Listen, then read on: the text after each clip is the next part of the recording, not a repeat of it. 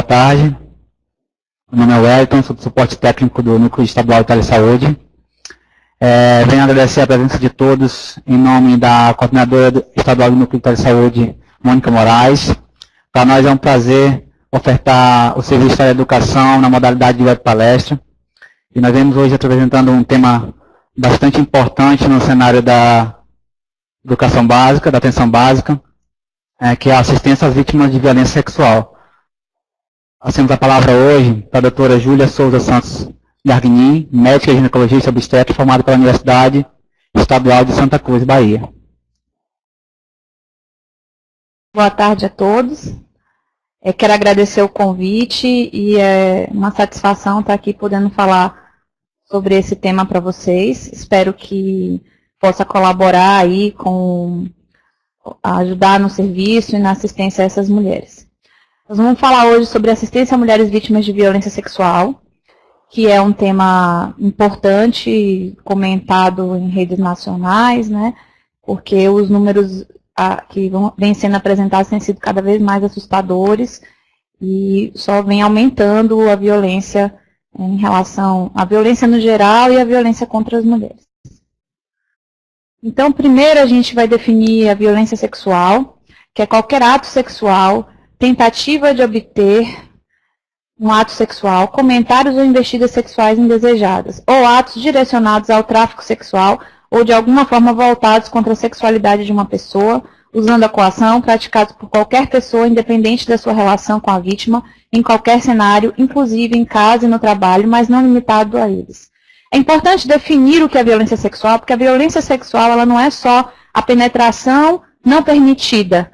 Ela é mesmo um beijo roubado, ou um tapa no bumbum, ou um comentário que não agrada aquela mulher ou aquela pessoa. É uma tentativa de abuso, ele já está enquadrado no crime de violência sexual. E não importa quem é o agressor, o marido ele não tem direito de ser violento com aquela mulher, ou de exigir daquela mulher uma prática sexual a qual ela não está disposta a praticar, ou exigir que ela pratique relação em condição onde ele esteja embriagado ou sob o uso de drogas. Então, o marido ou o namorado, ou o parceiro ou a parceira que exige daquela outra pessoa manter uma relação sexual, ele também está cometendo uma violência. Então, a violência sexual inclui o estupro, definido como penetração forçada, fisicamente ou por meio de alguma outra coação, mesmo que sutil. Então, o estupro ele não é apenas a penetração peniana, ele pode ser a introdução de um objeto, ele pode ser a manipulação da vulva ou do ânus, ou outra parte do corpo. Né? A tentativa de fazê-lo é conhecida como estupro tentado, e o estupro de uma pessoa cometido por 2 ou mais perpetradores é conhecido como estupro cometido por gangue. Então, o estupro ele pode ser cometido por uma pessoa, mas ele também pode ser cometido por 2 ou mais pessoas. Isso aumenta a pena do crime na violência sexual. Então, o conceito de violência contra as mulheres, conforme previsto na Política Nacional de Enfrentamento à Violência contra Mulheres, é bastante amplo e compreende diversos tipos de violência. A violência doméstica, a violência sexual, o abuso e exploração sexual de mulheres e adolescentes jovens, o assédio moral, o tráfico de mulheres e a violência institucional. Então, tudo isso caracteriza a violência contra a mulher. Na Convenção de Belém do Pará, onde se reuniram inúmeras autoridades, foi definido que o direito de toda mulher é ser livre de violência, abrange entre outros. O direito da mulher a ser livre de todas as formas de discriminação, o direito da mulher a ser valorizada e educada livre de padrões estereotipados de comportamento e costumes sociais e culturais baseados em conceitos de inferioridade e subordinação.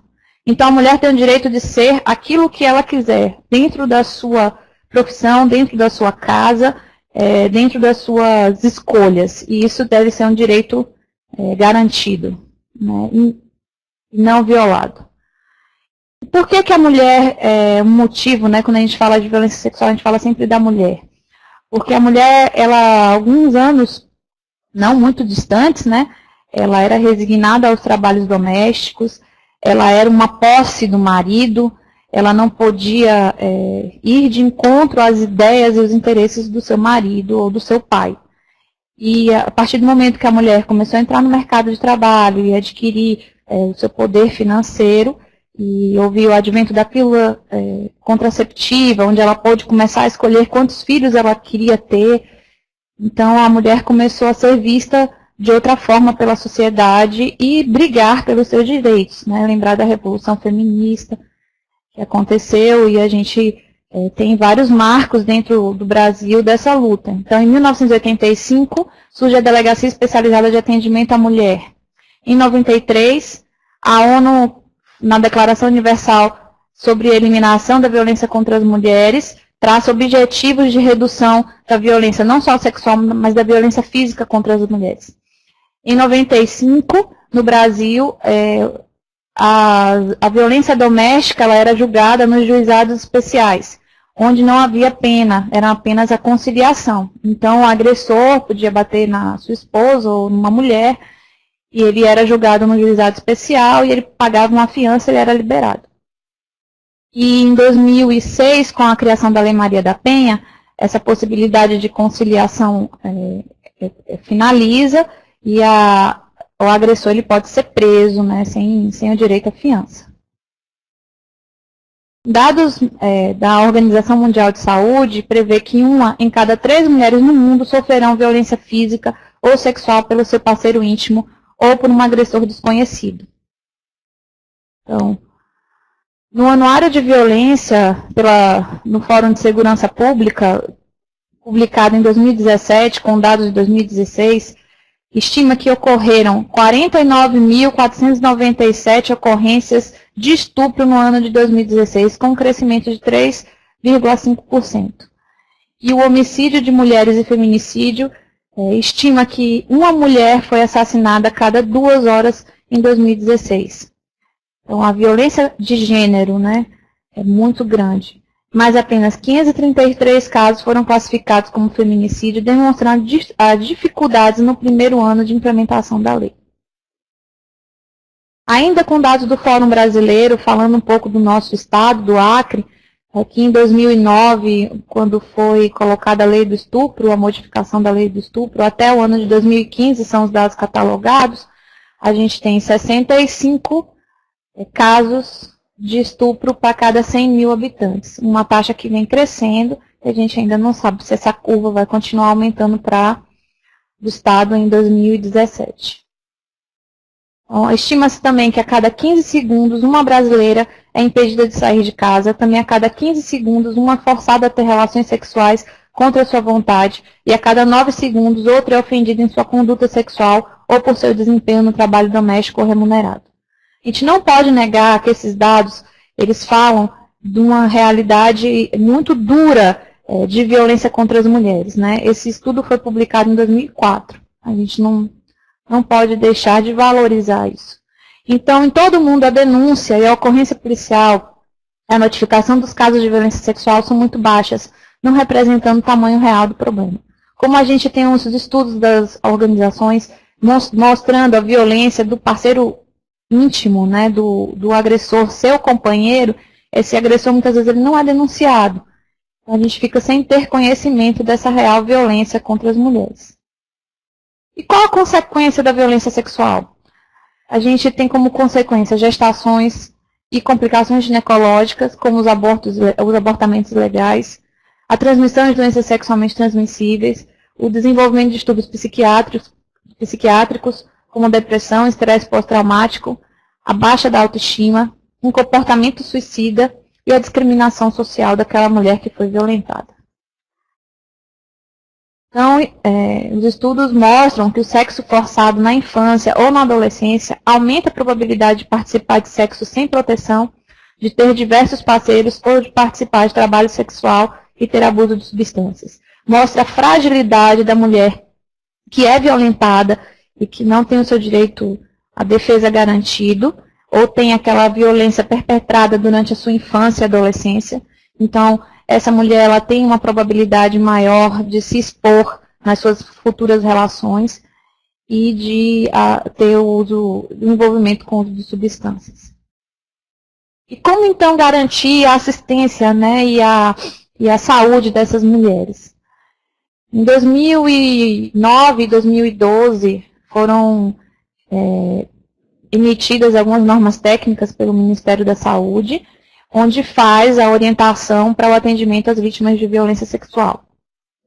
Ele estabelece um protocolo de atendimento às vítimas, onde visa garantir a prevenção dos agravos decorrentes da violência, determina os encaminhamentos e orienta o período de seguimento dessas mulheres. Importante a construção da equipe multidisciplinar, de um ambiente adequado para atendimento, de um acolhimento humanizado à vítima, né, e de sensibilização da equipe naquele atendimento e a garantia da privacidade da vítima.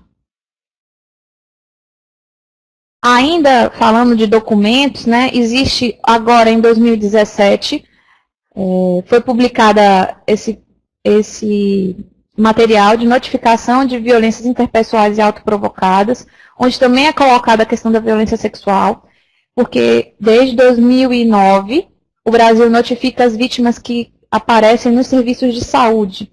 Esses dados eles são catalogados no SINAM.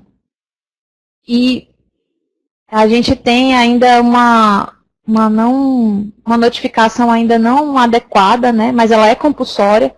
Então, se você está num serviço onde você recebe uma vítima de violência sexual ou com suspeita de violência sexual, você deve acionar a vigilância epidemiológica para que seja feita a notificação e seja aberto o protocolo de atendimento e de investigação dessa paciente. Também existe uma norma técnica de atenção humanizada às pessoas em situação de violência.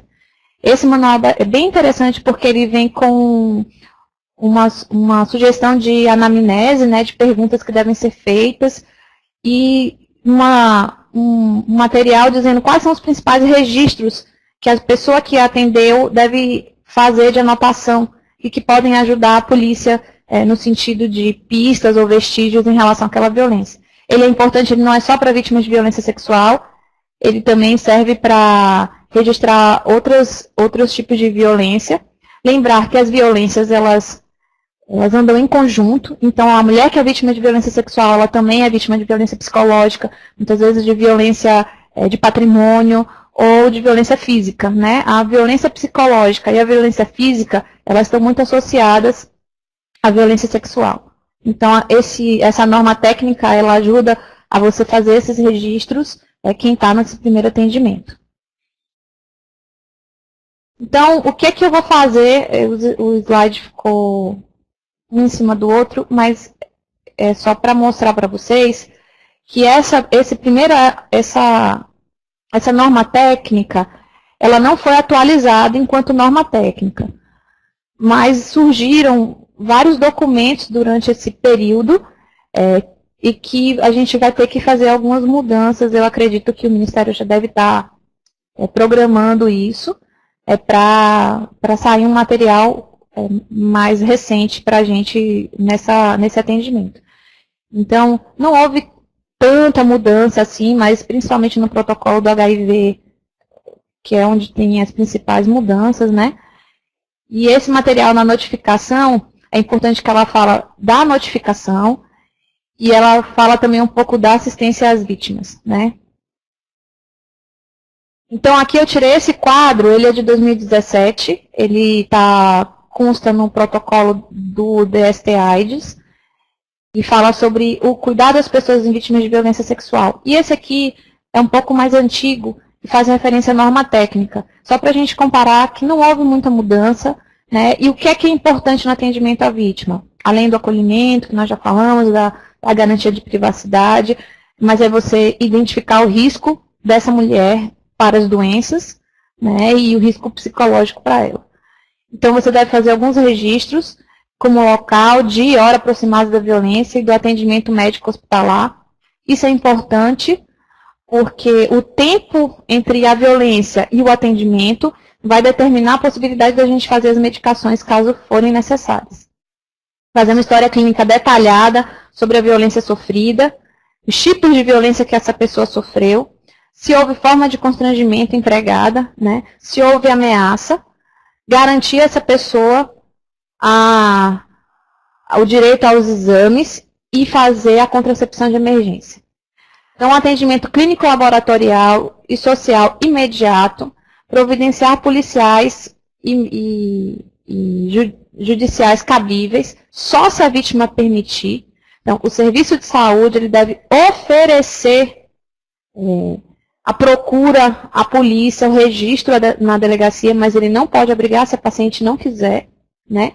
Ofertar a contracepção de emergência e profilaxia das doenças sexualmente transmissíveis, virais e não virais, garantir imunização dessa mulher para evitar a hepatite B, fazer os testes rápidos e o agendamento de retorno e segmento sorológico após 30 dias e acompanhamento clínico, psicológico e social quando indicado. E fazer a notificação compulsória da violência. Então, eu vou falar um pouco de cada item desse aqui em relação à saúde. Então, o que a gente vai fazer? Receber uma paciente, fizemos o acolhimento. Tá aqui. Nós já falamos. Fizemos o acolhimento e identificamos o risco. Identificado o risco de contaminação, se houve penetração e contato com o sêmen, então essa paciente ela tem risco de se contaminar. Você precisa fazer a medicação. É importante você fazer uma coleta. O segmento laboratorial dessa paciente é feito na admissão, 2 semanas após a admissão, com 6 semanas, com 3 meses e com 6 meses. Por que é esse segmento? Para garantir que ela não vai, o resultado não vai estar dentro de uma janela imunológica. A admissão fala do status, né, do que a paciente tem hoje de doença. Então, se ela estiver grávida, essa gravidez não foi do estupro. Se ela teve algum teste positivo para alguma doença, essa doença ela já tinha anteriormente. Em 2 semanas, também a gente vai ter um resultado ainda do que a paciente tinha anteriormente, de uma relação talvez que tinha sido muito recente, próxima à violência e que não apareceu nesse primeiro momento da admissão. Com 6 semanas, a gente já tem resultado se houve contaminação durante o estupro. Com 3 e 6 meses, a gente fecha esse diagnóstico. Lembrar que se ela tiver em uso do coquetel para o HIV, ela precisa fazer algum acompanhamento mais próximo, né, das enzimas hepáticas, TGO, TGD, bilirrubina, fazer um hemograma. E ela precisa repetir o beta-HCG com 15 dias para ter certeza de que não teve gravidez nesse estupro.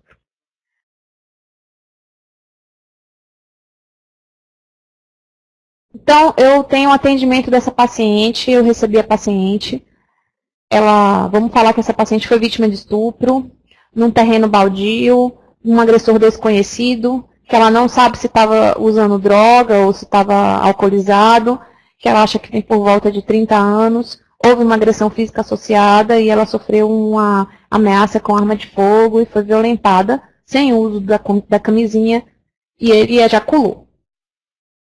Então, a gente vai colher os vestígios, né? Vai descrever se essa paciente tem lesões no corpo, se essa paciente tem roupa rasgada, se tem algum sinal que possa ajudar ela a incriminar esse indivíduo.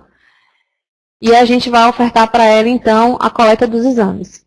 Além dessa coleta aqui, a gente pode fazer a coleta do conteúdo vaginal, para ver se tem a presença de gonorreia, tricomonas, alguma coisa que ainda possa ser encontrada ali.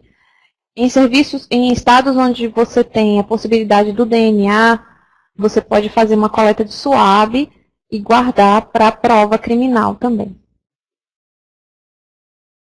Então, ela passou dali, realizou todos os exames, ela vai começar a receber as medicações. O que fazer dentro dessas 72 horas?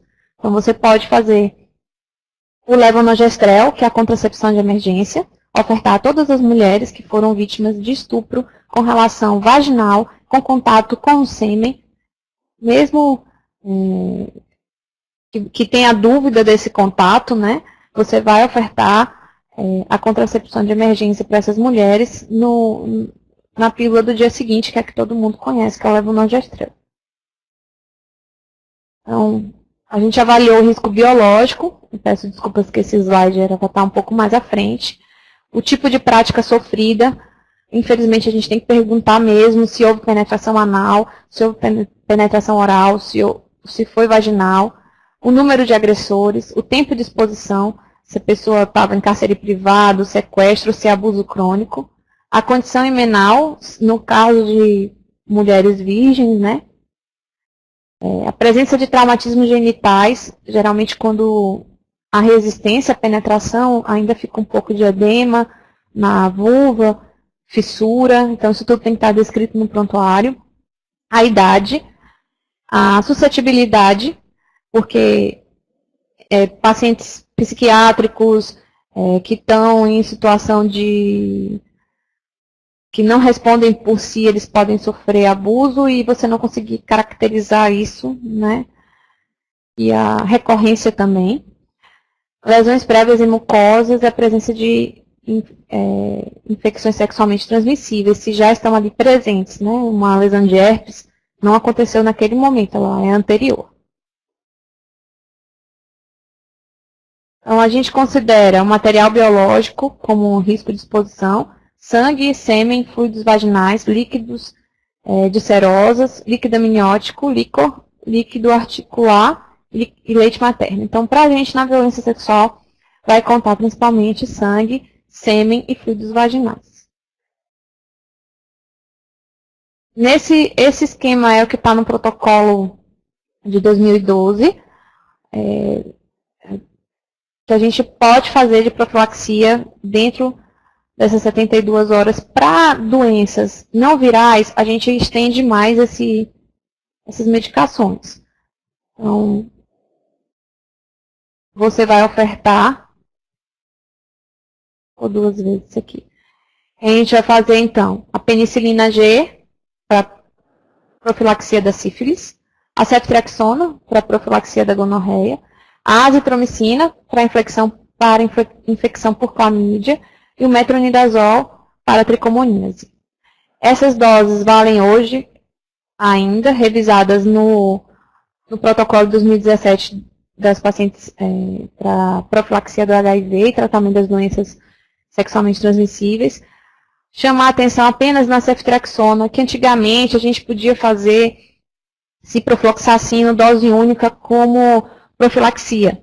Mas o gonococo já tem se mostrado resistente à dose única da cipro, então hoje o preconizado é apenas ceftriaxona na dose de 500, não mais de 250, em dose única intramuscular. Então, esse protocolo aqui você pode fazer com mais 72 horas, se você considerar que a paciente adquiriu doença. Né? Então, essa doença ela pode ser tratada, essa dose é a mesma de tratamento, então você faz mesmo com um período maior que 72 horas. Já para o protocolo das doenças virais, a hepatite B a gente vai ofertar imunoglobulina, no caso da paciente não ter conhecimento do seu anti-HBS, né, se ela é imunizada, ou ela não apresentando um cartão de vacina com as doses completas para hepatite B, então você está autorizado a fazer imunoglobulina dentro das 72 horas. Para hepatite C a gente não tem como fazer método de prevenção. E o HIV é o que vem apresentando maior mudança, né? A gente fez uma atualização de acordo com o protocolo de 2016, e agora em 2017 eles já mudaram as drogas de novo. E a tentativa, o que é? É que a gente tenha uma posologia melhor, porque antigamente o paciente tomava 2 comprimidos de 12 em 12 horas, ele chegava a tomar até 6 comprimidos dia. E com essa proposta você tem 2 comprimidos, se você conseguir essa combinação aqui, você tem 2 comprimidos uma vez ao dia. Então você tem uma adesão melhor ao tratamento, tem que garantir que essa paciente tome 28 dias, e você tem um efeito colateral menor. Então, o que a gente nota na profilaxia do HIV, mesmo quando você orienta o paciente que é importante ele tomar, é o abandono ao tratamento nos 28 dias, por conta dos efeitos colaterais. E o que a gente espera é que com essa mudança de drogas e de posologia, a gente venha aumentar esse número de mulheres que façam o tratamento até o final. Então, ele pode ser iniciado com pacientes que foram vítimas até 72 horas, e ele deve ser mantido por 28 dias, e a paciente deve retornar no 15º dia para reavaliar aquele esquema que eu falei, né, de transaminases e bilirrubina e o hemograma, e ainda assim ser acompanhada, ver se ela está precisando de algum apoio, reforçar a importância de manter essa medicação, e a gente vai fazendo o seguimento dela no decorrer do período.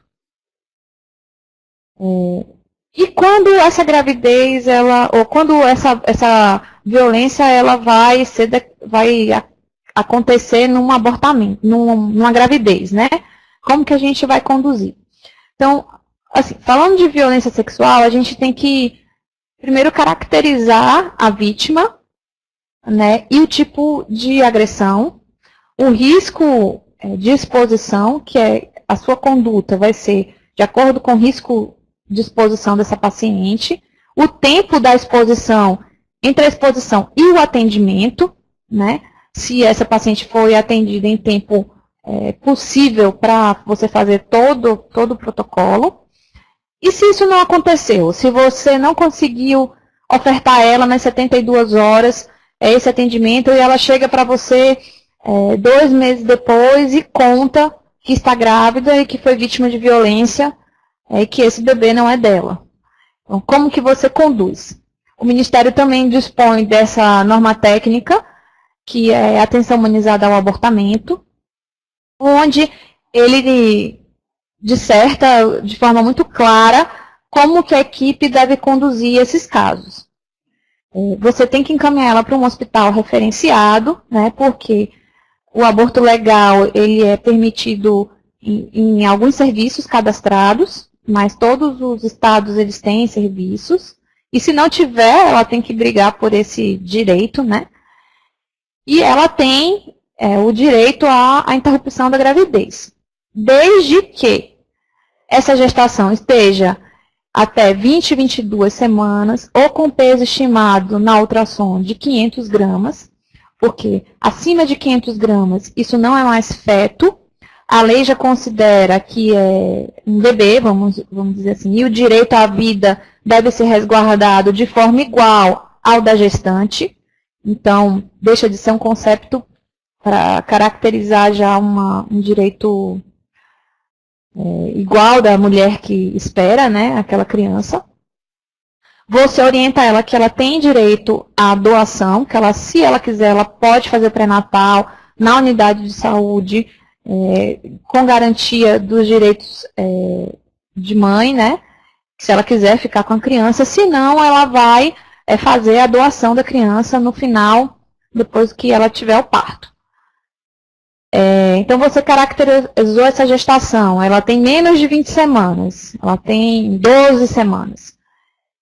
E aí ela faz um relato do que aconteceu e ela tem uma correspondência entre a idade gestacional e a data da violência sexual.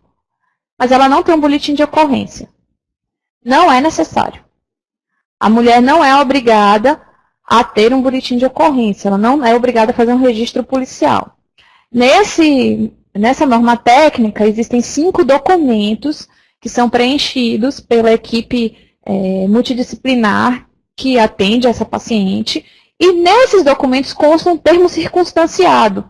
E esse termo circunstanciado ele tem valor de boletim de ocorrência. Ela descreve tudo que aconteceu, qual foi o horário, quem era o agressor, como foi a violência, e ela assina dizendo que aquilo é verdade. Além disso, ela assina um termo de que ela tem ciência do crime de falsidade ideológica e do crime de aborto, no caso dela estar mentindo naquele relato. Ela também participa de uma avaliação com psicólogo e como assistente social. Esses documentos, ela também é periciada por um médico, onde garante que a idade gestacional e a ocorrência, elas são compatíveis, né, dentro de um erro de 10%, que é o que é considerado. Então, tendo compatibilidade das datas, ela adquire o direito ao aborto legal. Então, quais são os casos previstos em lei para abortamento legal?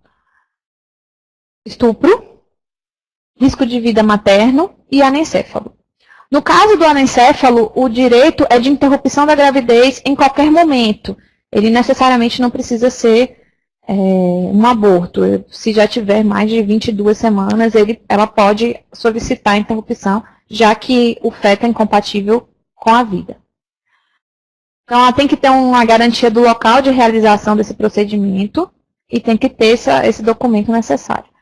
Então, desde 2015, não é mais necessário o boletim de ocorrência para garantia do aborto legal por estupro. E, finalizando, né, eu vou me botar aqui para responder as perguntas que vocês tiverem. Recentemente, a gente teve uma aprovação em primeira instância da PEC 181 de 2015, onde existe uma previsão, né, onde essa PEC ela faz uma proposta de proibição do aborto, mesmo nos casos já garantidos por lei. Eu venho aqui colocar que o aborto é causa de morte materna no mundo, em todo o mundo, né, nos países subdesenvolvidos, ela é uma das 4 causas de morte materna.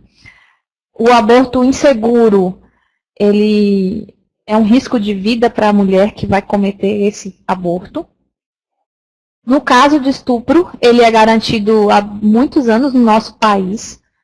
E seria um retrocesso e uma violência contra essas mulheres, obrigá-las a ter um bebê fruto de um estupro. Então, houve uma sensibilização das mulheres e a gente tem que pensar, né, enquanto cidadão, o que a gente deseja para o nosso país e tentar brigar por aquilo que a gente acredita. Mas proibir o aborto nos casos já previstos em lei é você colocar em risco a vida de uma mulher. Porque hoje o que a gente vê de estudo é que 1 a cada 4 mulheres vai cometer um aborto inseguro até os seus 40 anos. E só morrem as negras e pobres. Porque as ricas, elas procuram os serviços de aborto clandestinos e capacitados, e elas não vão morrer disso. Mas as pobres, talvez, nos dados mostram que as pobres e as negras são as que mais morrem pelo abortamento inseguro. Então, isso que eu queria passar para vocês. Eu agradeço o convite. É uma honra estar aqui. Peço desculpas se por qualquer outro erro e me coloco à disposição para responder as perguntas.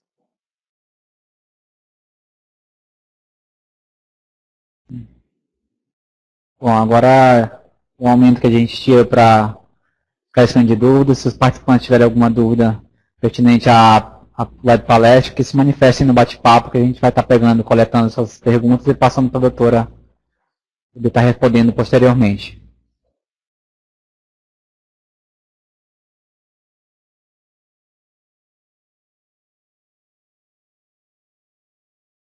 Doutora, Eu leio?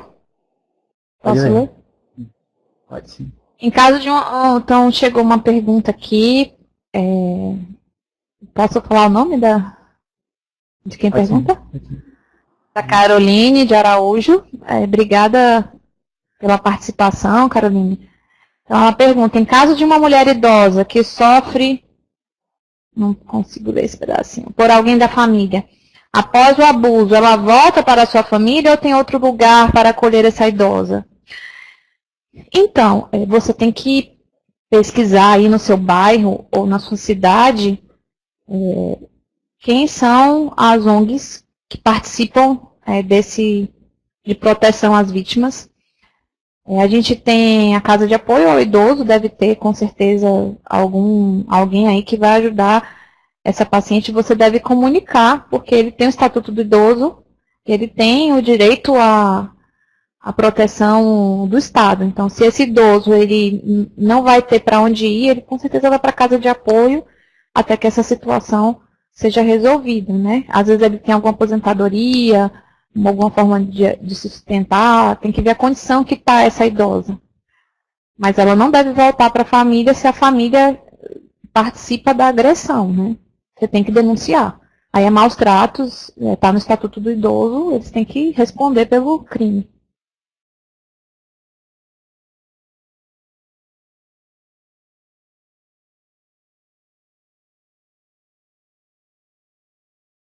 Mais alguma pergunta? Tem uns... A maternidade do Juruá, eu vou falar, mas eu não sei muito da realidade de vocês. Da última vez que eu estive aí, havia uma médica até próxima a mim, minha amiga, que estava tentando colocar o serviço, criar realmente o serviço de atendimento às vítimas de violência. Eu não sei como está esse andamento aí.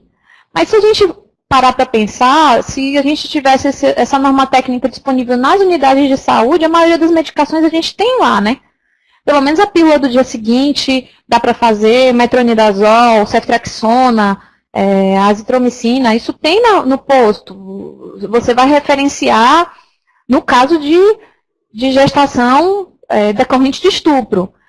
E você vai notificar na sua unidade, se você não tiver um serviço de referência. Você vai pegar a vigilância epidemiológica que vai lá notificar a tuberculose e ela vai ter que notificar na ficha específica de violências, uma ficha de violência doméstica e de violências interpessoais e autoprovocadas, vai estar lá a notificação da violência sexual.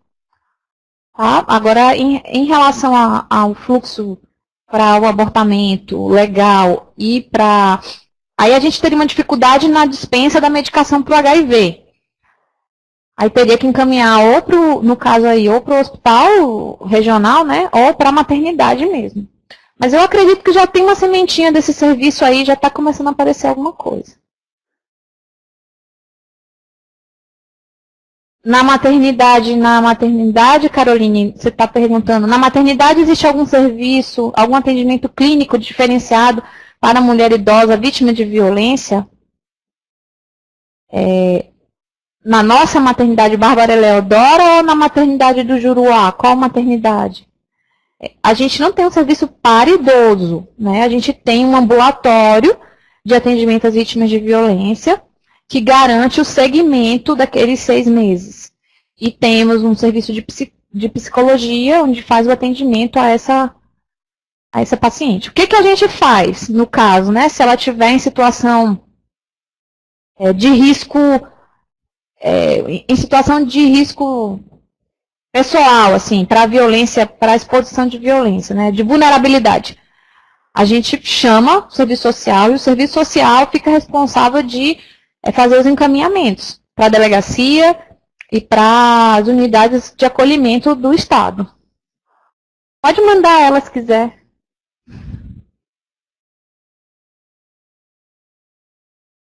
Alguma pergunta a mais?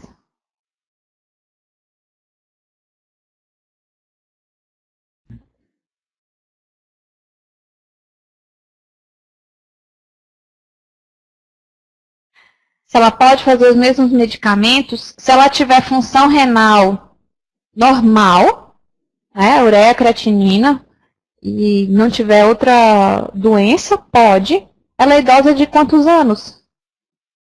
Qual é a idade da paciente?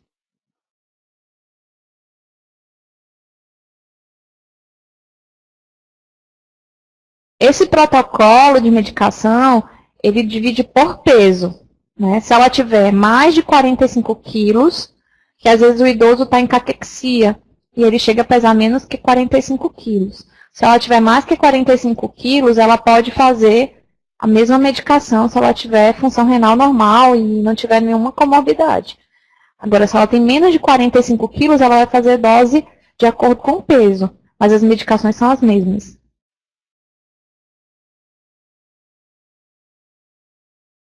Pois é. Aí o pessoal de Rodrigues Alves perguntou, né? Nos municípios onde não há maternidade, como é feito esse fluxo? Principalmente nos casos das que engravidam. Não sei te falar de todos os municípios.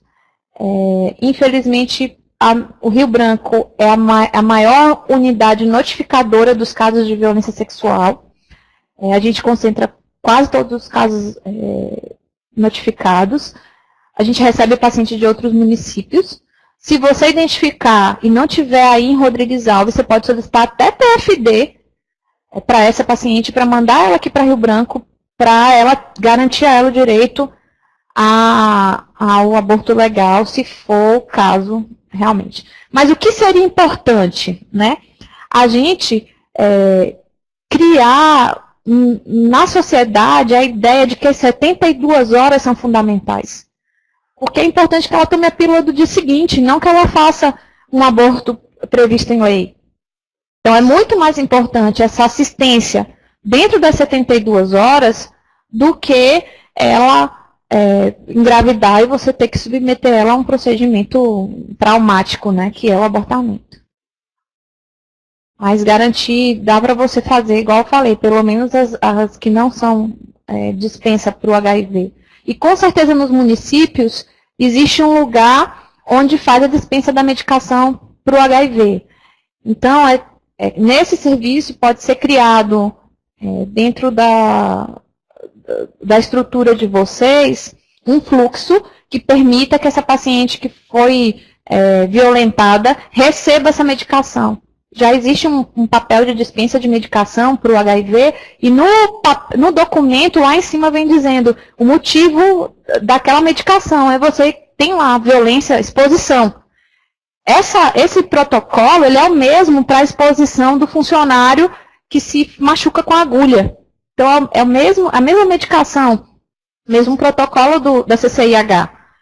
Então, se tem para o funcionário que se machucou com a agulha, tem que ter para a mulher que foi exposta a um risco de contaminação. É a mesma medicação, é só a gente fazer o fluxo e permitir que essa paciente tenha acesso à medicação. É quebrar algumas barreiras, né? Não é difícil fazer isso. Claro, não somos nós às vezes sozinhos, mas dá para criar esse fluxo e montar isso daí de uma maneira que a gente consiga prestar esse atendimento. Aí tem uma outra pergunta aqui da Caroline. Mesmo ela fazendo uso do hormônio? Eu não entendi. Ela tem 75 anos, ela usa hormônio? Não entendi a sua pergunta, Caroline. Depois você pode colocar aqui. Doutora Elisama Juruá encaminhar para a maternidade de Cruzeiro. Então, a maternidade de Cruzeiro, certo. Em relação à pergunta da paciente que precisa de atendimento no Juruá, ela pode ir para a maternidade de Cruzeiro, que lá tem o pessoal. Tá. Lá de Rodrigues Alves também. E para ter esse direito garantido, tem que registrar boletim de ocorrência ou somente a notificação pode? A mulher não precisa fazer boletim de ocorrência. Não é fácil contar essa história e solicitar o aborto legal. Se você ler essa documentação que é exigida, ela assina 5 documentos que ela garante estar dizendo a verdade, entre várias avaliações que ela faz. Então, assim, é cansativo, é rápido, porque tem que ser rápido, mas é cansativo. A pessoa já é um desgaste para aquela mulher. Se ela realmente tivesse a intenção de só abortar, ela poderia fazer isso de outra forma. Então, assim, a gente acha que é muito difícil uma mulher se submeter a todo esse protocolo para estar mentindo, né? E a mentira não é uma obrigação nossa. A consciência é dela. Então, você está respaldado que você fez todo o protocolo que tinha que fazer, ela não precisa fazer boletim de ocorrência e você tem que acreditar no que ela está falando, porque ela está te dizendo a verdade. Não cabe à equipe de saúde questionar isso. E se ela quiser, agora, é interessante oferecer, isso vem também no manual, oferecer a todas as vítimas a possibilidade de notificação policial.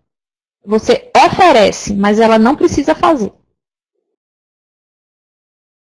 Então, esse boletim de ocorrência, ele é substituído pelo termo circunstanciado, que se no caso de uma investigação pelo Ministério Público, até pela polícia, a gente tem esse termo circunstanciado lá registrado.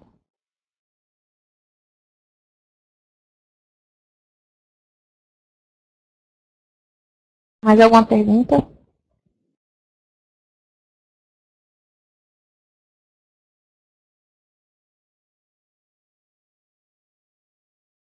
Acho que...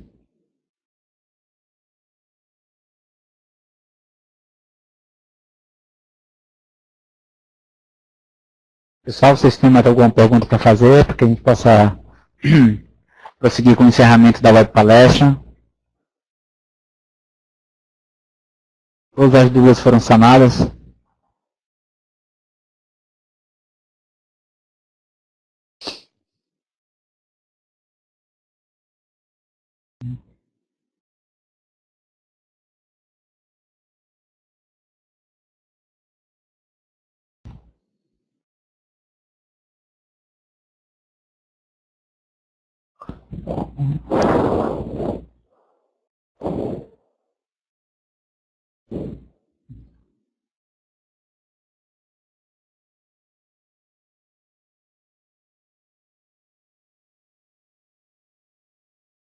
Agradeço aí o convite da Elisama, que pediu para fazer essa aula aqui com vocês. E me coloco disponível, depois posso disponibilizar o meu e-mail, quem quiser tirar dúvida ou participar, ou quem tiver paciente, quem está aí à frente é a doutora Rita, nem Cruzeiro do Sul, né?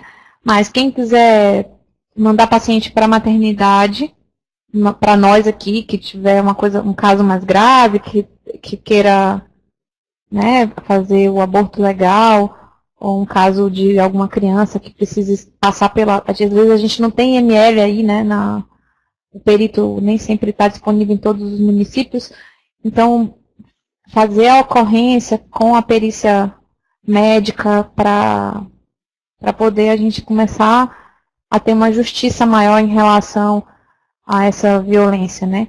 É lembrar, então, que, só de recado, né, lembrar que a violência sexual ela não é só o estupro. Então, a gente tem inúmeras crianças que são abusadas todos os dias por manipulação, por palavra, por um toque mais indelicado, né? A gente precisa proteger as nossas crianças. E essa manipulação, esse bulinar, no futuro, ele vai levar a uma penetração, a um estupro com penetração. E a gente precisa proteger essa menina, principalmente as meninas que estão em fase de florir, né? Elas que estão ali na idade entre 9 e 12 anos, quando a sexualidade, os hormônios começam a aparecer, elas são muito vulneráveis a esse abuso.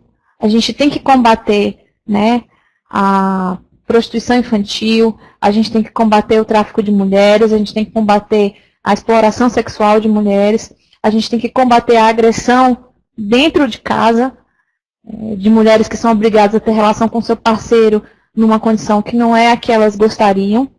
A gente tem que parar de incriminar mulheres como se elas fossem culpadas por terem sido violentadas. Elas são vítimas, as mulheres elas são vítimas, elas não são culpadas. Não existe nada que uma mulher possa ter feito que justifique ela ter sido estuprada por 1, 2 ou 3 homens.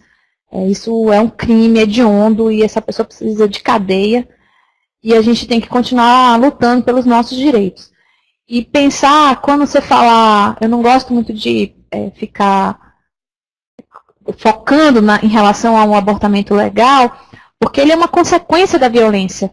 O que a gente precisa é prevenir gestação decorrente de estupro. E a gente só vai conseguir prevenir gestação decorrente de estupro se a gente se as mulheres tiverem conhecimento que precisam procurar as unidades de saúde dentro dessas 72 horas para tomar pílula, para ser medicada, para refazer exames, para ter a sua saúde protegida.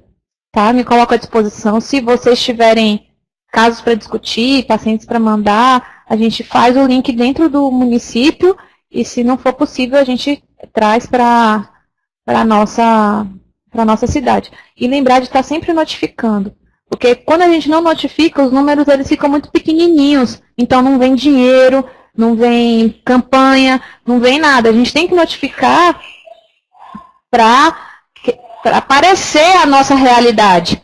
Então, quando essa realidade ela estiver aí gritando, alguém vai ter que fazer alguma coisa, né? E aí começa a vir capacitação, começa a vir dinheiro para a gente poder atuar nessa luta aí de defesa aos direitos, na verdade, aos direitos de gênero, ao direito das mulheres, das crianças e dos idosos também. Obrigada, agradeço enormemente o convite e estamos aqui para o que precisar. Boa tarde.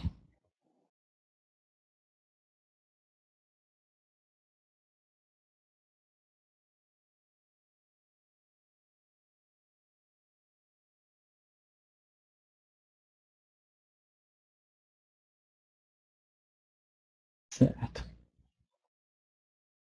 Bom, então nós declaramos encerrada a web palestra de hoje. Eu quero agradecer a presença da doutora Júlia, em nome da coordenadora do Núcleo Estadual de Telesaúde, Mônica Moraes, e lembrar aos participantes da nossa próxima web palestra. Ela vai ser sobre detecção precoce de transtornos na infância.